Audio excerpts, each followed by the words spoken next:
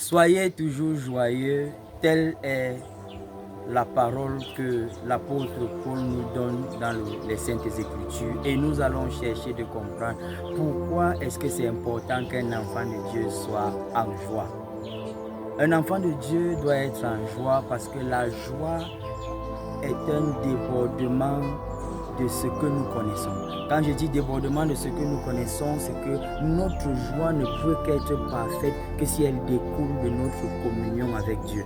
Donc si nous sommes proches de Dieu, si nous sommes dans la présence de Dieu, il est impossible que la tristesse s'abatte sur nous. La joie devient donc une arme pour chaque chrétien qui lui permet de résister aux attaques du mal dans toutes les périodes difficiles qu'il pourrait traverser.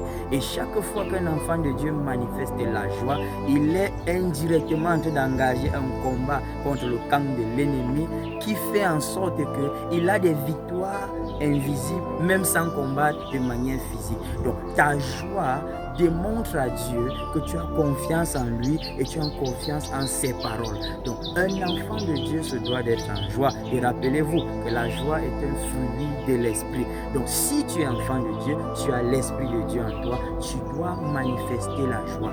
Ça ne veut pas dire que tout sera rose, mais à l'intérieur tu trouves une raison de célébrer ton Dieu et le miracle se produira. Je prie pour toi que l'Éternel te donne cet esprit de joie qui te fait résister à toute tentation et qui te rend plus que vainqueur. Que Dieu te bénisse, que sa main soit sur toi.